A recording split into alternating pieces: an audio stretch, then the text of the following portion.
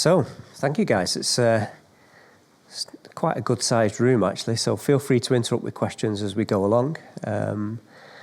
My name's John Baxendale, Partner Solution Consulting for EMEA.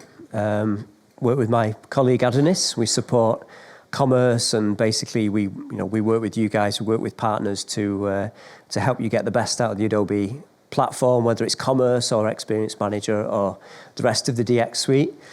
You can follow me on LinkedIn. I try not to post too much on LinkedIn, but I generally try to post stuff that's interesting to the technical community. So, if we launch a new starter kit or if we have some changes in the integration, I try to kind of make technical posts. So you won't get the inspirational, I wake up at 4 o'clock in the morning to start my week on a Sunday or any of that kind of stuff. I like to keep it boring and technical. So feel free to follow me.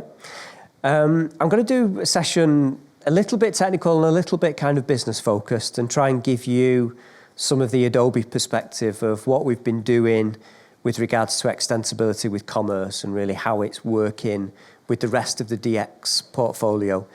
We've done quite a lot of work on it in the past few years, and it's been quite a change in the way that you work with commerce from the Magento days. And so I kind of just want to give you a bit of that perspective of what we're doing, how you can work with it, what some of the benefits are. So App Builder is basically the kind of key part of this from my perspective. That's really how you integrate commerce into other back-end systems, but also using API mesh and using App Builder is a great way of extending the front end as well, working with Edge Delivery Services, some of the new technologies and some of the things that Adonis's session spoke about earlier this morning. So won't go into a huge amount of detail, but you can think of the kind of history of Magento and its evolution into part of the Adobe portfolio. We started off with a monolithic PHP application, mostly hosted by our partners. I started to work with Magento around the 2.0 days. So that was when we launched the 2.0 version of Magento and the cloud at the same time. I was working on the order management product in those days, like doing some of the back-end stuff. As we progressed, we started to work on PWA Studio. We spent a lot of time at that point on that process of making commerce headless and kind of separating the front end from the back end using the GraphQL APIs. Come forward a little bit more, we started to launch the SaaS services. So like product recommendations was the first one we launched. I think it was 2019. I might have got it on the slide somewhere, but about 2019, maybe 2020. And then really from 2022 onwards, we've been further kind of decomposing commerce into separate services, looking for other ways to make it scale, lots more work on catalog service, and then eventually recently launching Edge Delivery Services as a way of completely separating the front end and having a much more standardized way of working with both commerce and Experience Manager. So it's kind of been a long journey. The key takeaway from this slide is that we've been doing this for kind of like 5 years. We're very committed to it. Like, this is the way that we're going. These technologies like App Builder are really embedded in the Adobe world. So you can be confident that this is a really solid strategic part of what Adobe's doing. And that plays into, obviously, the way that we've been talking about commerce. And we talk about Adobe Commerce now quite differently than we talk about Magento, or we spoke about Magento in the old Magento days when I was part of the Magento organization. So we kind of started off with the idea of being scalable, but very much still in that kind of PHP monolithic code base. We moved into really, when Adobe acquired us, we started to think more about how we could be better integrated into the rest of the DX portfolio, make sure that Experience Manager worked well with commerce and so on and so forth.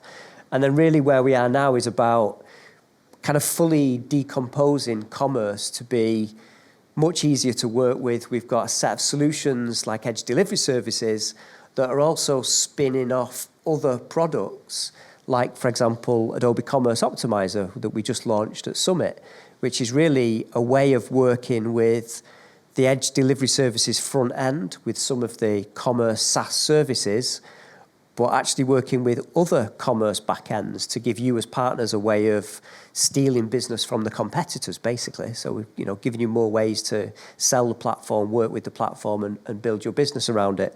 So a big kind of transition that we've been on over a long time, really.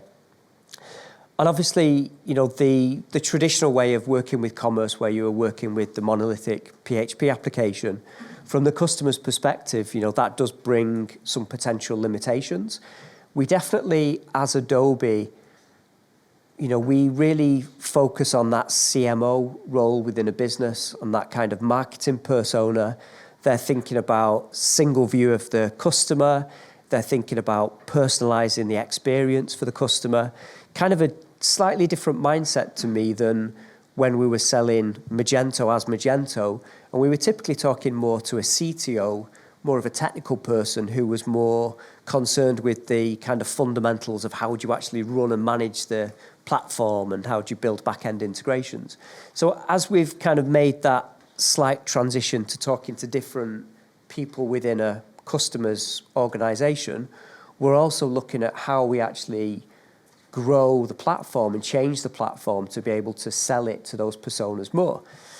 So, again, the customer really, if you think more of that CMO role, they're thinking about the kind of challenges that they've got about how do they deliver this single view of the customer with personalization across all of their different channels. They might be thinking about multiple markets that they're working with, working in different languages. So, there can be this idea of there being technical debt around a PHP application or around a PaaS application. SaaS is a great way of us combating that. Some of the ways that we typically have done customizations within commerce have been a little bit more difficult. If we make a change to the core commerce application, upgrades can be a challenge. You never know what Adobe's going to do in the core 12 months down the line. So some of those things were definitely challenges, at least in the mind of the customer. And we, as Adobe, try to build a technical solution that will overcome those challenges and be easier to sell.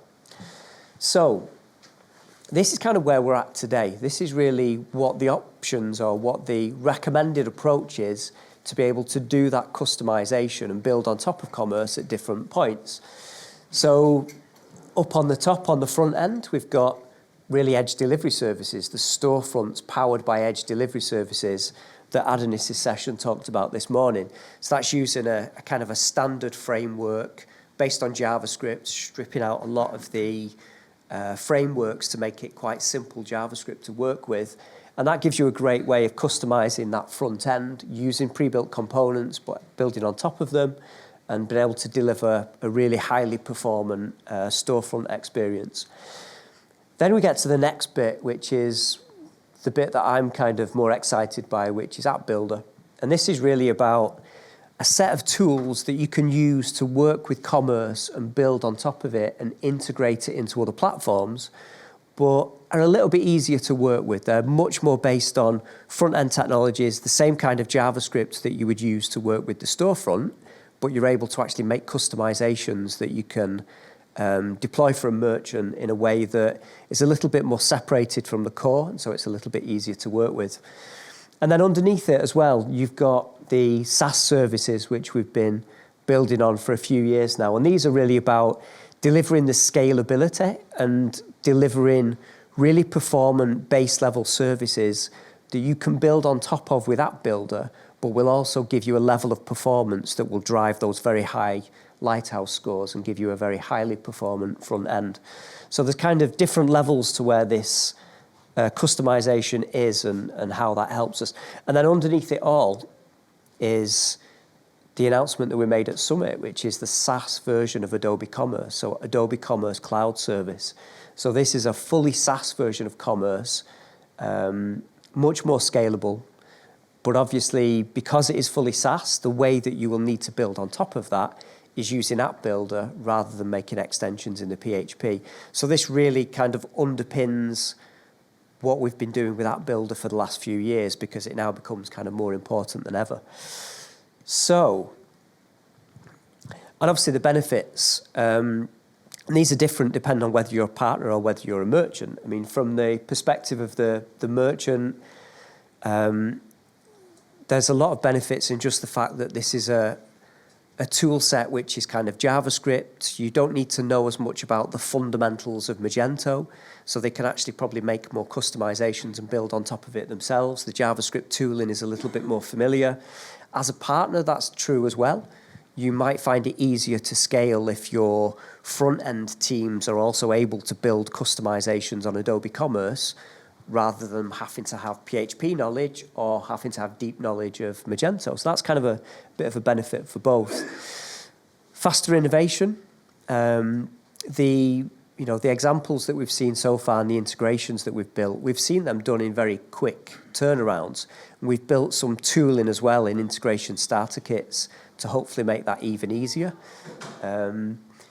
Being able to deliver faster means that, the technical nuts and bolts of getting a site up and running can be delivered more quickly, which hopefully, from a partner's perspective, can free up time and budget to do things that bring more business value and really drive better innovation and better results for the merchant.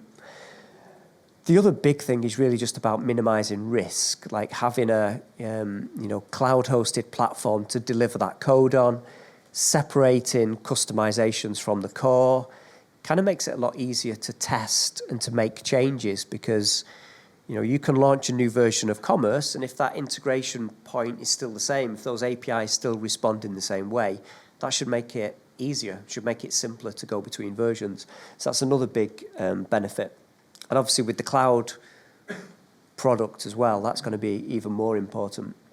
So all of that brings us to App Builder, basically. And I'll talk a little bit now about what it is, kind of what it looks like in terms of actually the tools that are in there. We'll have a couple of examples of some of the use cases that you can build with App Builder. And then lastly, I'll talk about some of the ways that you can sort of get involved, learn a bit more, and get up to speed with it. So start off with, why would you move to App Builder? From a customer's perspective, again, this is, App Builder is something that we include with the Adobe Commerce license. So for one thing, it's kind of free. They're paying for it as part of the license.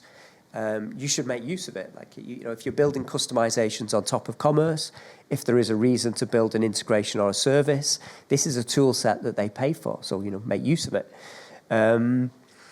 It obviously will make it a lot easier, but there's a lot of parts in that interface that you use to work with App Builder that will make life easier for you as a developer building the customization.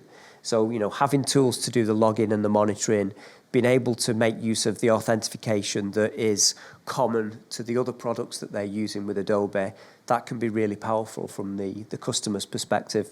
And obviously, it's also scalable. We scale the App Builder pack with the GMV tier. So as the customer moves up GMV tiers, they'll get more packs of App Builder, and they've therefore got more compute resources, and they can scale with them.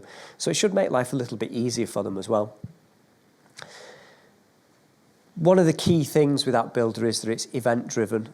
So I think this is quite a change in mentality in how you approach building on top of Commerce, because being event-driven rather than sort of working within the processes and working within the PHP is quite a different way of building things. Essentially, your architecture starts to look a little bit like this. We've got the core Adobe Commerce that sits on the bottom. This could be the Pass product, or it could be the new cloud product. It's kind of exactly the same, really, from this perspective. On top of it, you've got App Builder, which is a mix, really, of the eventing framework, which is the Magento eventing framework that has been around since, I think, about version 2. So there's about 700 different events that are triggered. We've also got API Mesh, which is a way of kind of bringing together the APIs from different sources to make them available to the front end. And then you've obviously got the kind of ability to customize as well. So there might be other events that you're pushing into, other platforms, AWS EventBridge or something like that for other kind of integrations. Typical kind of integration. There's front end and back end integrations. We'll start with an example of a typical kind of back end integration. Something that probably most of our merchants do would be integrating into an ERP. And it could be something as simple as, perhaps a new product is created in the ERP, and that triggers a process within commerce to create the new product. Maybe it's then enhanced in a PIM. Could also be kind of pushing an order back into the ERP after it's been taken within commerce. So in the old world, what we would have probably done is to build a module within the PHP that sat in the Magento core in the cloud environment. That obviously takes resources on the same architecture that's running the website.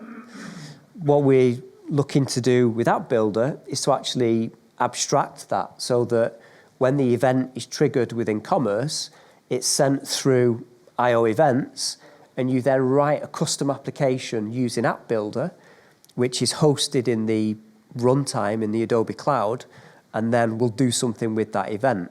So it might be that, that's when an order has been created, and that event gets pushed through the custom app, which then will push that data into the ERP or the loyalty platform or some other integration.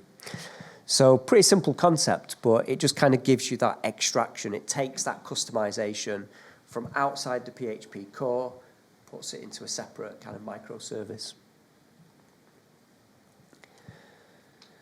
The other kind of really key thing about API Mesh and the eventing framework is really a lot of what we're doing with live search, with product recommendations and the catalog service. These are about having services that are really scalable and kind of sit underneath that whole infrastructure to be scalable and to be able to drive very fast front-end experiences. You will need to use API Mesh to be able to build on top of those, because there won't be everything that you need live search to do out of the box. You will need to use API Mesh to extend it. So it's really good to know that this architecture is kind of how we're building the platform. This is how we're thinking about Adobe Commerce and how we're thinking about the way that that you should be looking to implement it. So one of the things that we did to try to make these App Builder integrations easier to work with is to build starter kits. So we really wanted to have boilerplate code that would be a good starting point for you to build an integration on the back of it. So we've created two. This is the first one, the integration starter kit, that's kind of aimed at back-end integrations.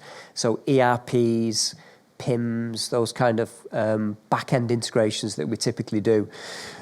We had a couple of partners into the office in Barcelona just before Christmas. We took 3 members of staff from each of the partner organizations. We took 3 members of our engineering team, and we gave them 3 days. I don't know why we came up with 3 for all this. Like 3 is the magic number.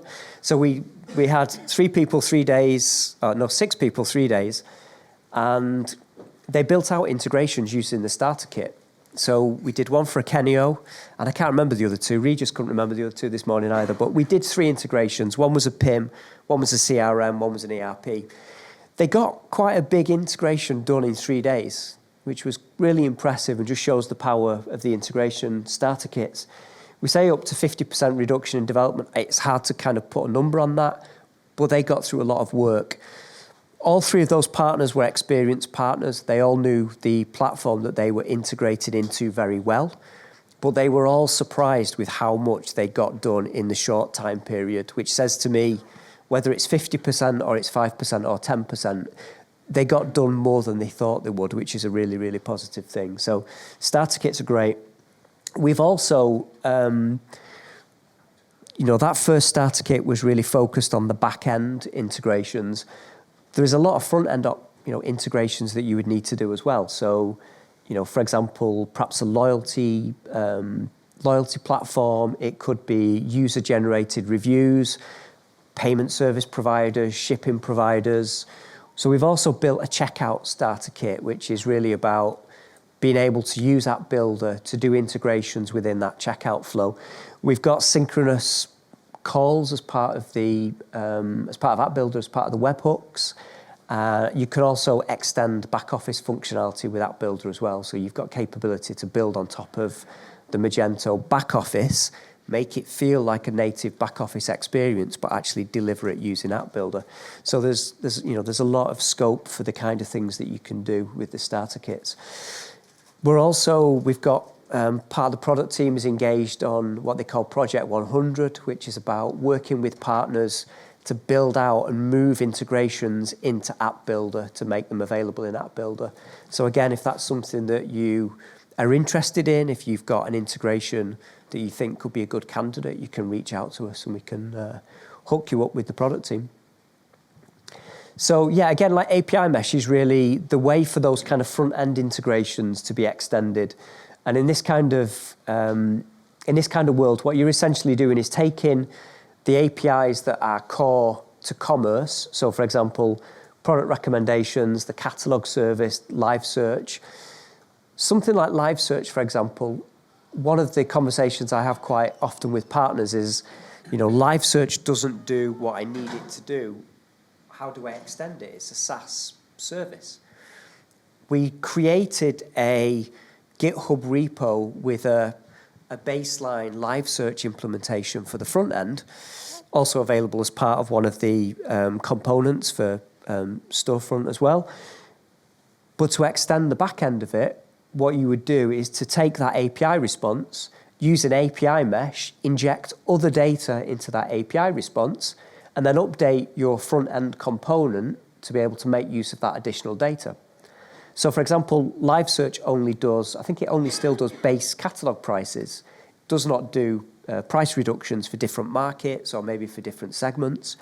API Mesh is a perfect way of doing that. You can call another API, whether it's part of the commerce APIs, maybe it's an API direct from the ERP, typical B2B scenario where you've got SAP driving the pricing.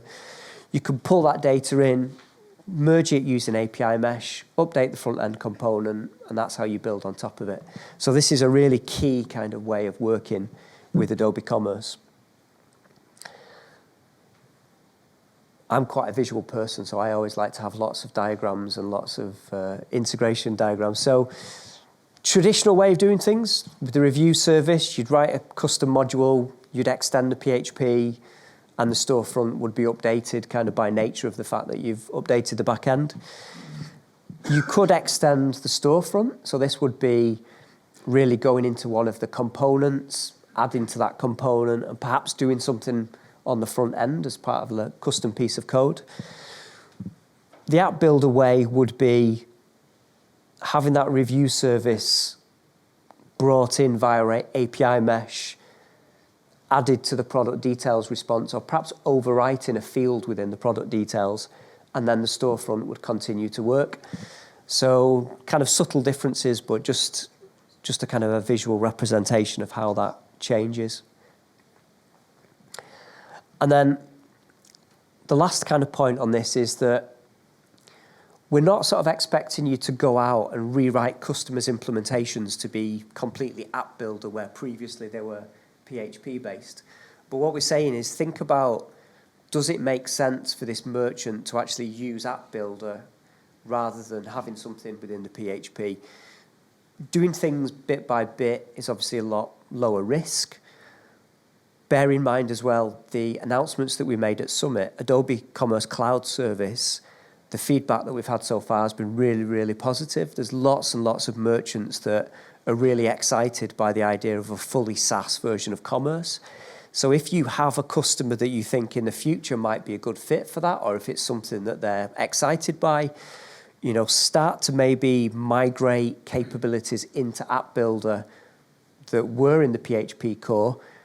It gives you a kind of an opportunity to do things bit by bit, get more familiar with App Builder, and over time migrate them. And then when cloud service launches in June, you've got that opportunity to actually migrate them into cloud service, and you've done it kind of bit by bit. And then lastly, just the takeaways really. It's about kind of making it more scalable, making it easier to work with commerce, doing it in a way that makes it more manageable. You're breaking functionality out into microservices. You're keeping it all on Adobe hosted technology. It's all part of the customer's license. So it's just kind of easier from the customer's perspective. Plus, it's keeping you very much in line with the Adobe way of doing things. App Builder works across commerce, Experience Manager, Experience Platform, There are API endpoints for Firefly, for the generative AI. There are API endpoints for resizing images in Photoshop. It really does cross all of Adobe. So your options for using that stack can become kind of much greater as well. Start small, like, you know, maybe start with a smaller part of the site and kind of move things over bit by bit. Get the merchant ready for maybe cloud service if it's of interest to them. And lastly, make use of the starter kit. Make use of those starter kits as boilerplate code to work with.